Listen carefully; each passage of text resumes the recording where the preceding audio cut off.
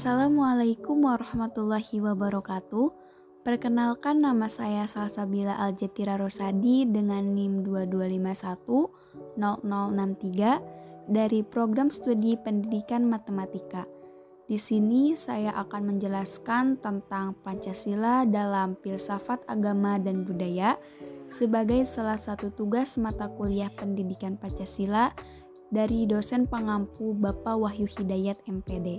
Sebelum ke materi inti, di sini saya akan menjelaskan apa itu filsafat. Filsafat berasal dari bahasa Yunani yaitu philosophia yang terdiri dari kata philein yang berarti mencintai dan sophia berarti kebijaksanaan. Maka dari itu, philosophia adalah love of wisdom.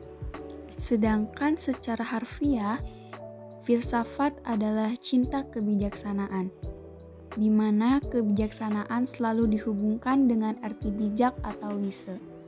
Artinya, kebijaksanaan dilakukan oleh orang yang bijak atau adil. Nah, di sini ada Pancasila sebagai sistem filsafat. Apa sih? Pancasila mengandung pemikiran pendiri negara yang dituangkan dalam suatu sistem yang merupakan cerminan dari nilai-nilai Pancasila yang saling berhubungan dan digunakan sebagai pedoman atau pandangan hidup dalam berbangsa dan bernegara. Nah, di sini kita masuk ke materi inti yaitu Pancasila dalam filsafat agama. Pancasila dan agama memiliki hubungan mengenai prinsip ketuhanan.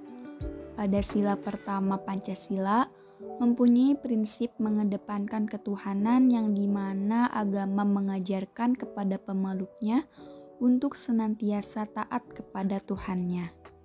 Menurut Notonegoro, dalam Kaelan Materialis menyatakan bahwa bangsa Indonesia adalah sebagai asal dari nilai-nilai Pancasila yang digali dari bangsa Indonesia yang berupa nilai-nilai adat, budaya-budaya, serta nilai-nilai keagamaan yang terdapat dalam kehidupan sehari-hari bangsa Indonesia.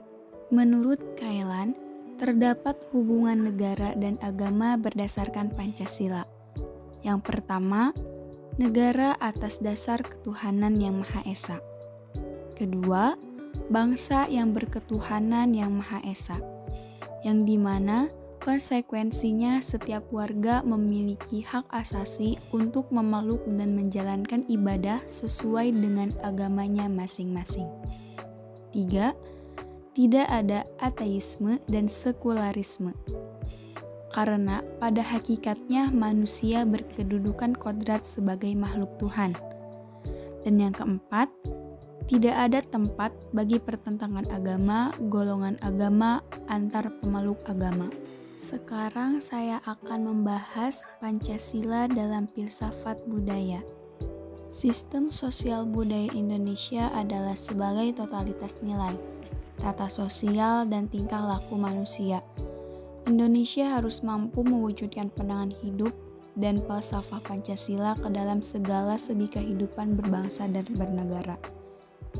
Asas yang melandasi pola pikir, pola tindak, fungsi, struktur, dan proses sistem sosial budaya Indonesia yang diimplementasikan merupakan perwujudan nilai-nilai Pancasila dan Undang-Undang Dasar 1945. Menurut Koncaraningrat, seluruh total dari kelakuan manusia yang berpola tertentu bisa diperinci menurut fungsi-fungsi khasnya dalam memenuhi kebutuhan hidup manusia dalam bermasyarakat. Maka pola pikir, pola tindak, dan fungsi sistem sosial budaya Indonesia merupakan institusi sosial. Nah, apa sih itu institusi sosial? Institusi sosial adalah suatu sistem yang menunjukkan bahwa peranan sosial dan norma-norma saling berkait, yang telah disusun guna memuaskan suatu kehendak atau fungsi sosial. Dan di sini ada juga komponen-komponen dari pranata sosial, yaitu sistem norma, manusia, dan peralatan fisik.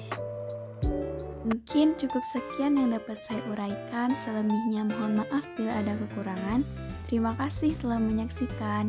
Wassalamualaikum warahmatullahi wabarakatuh.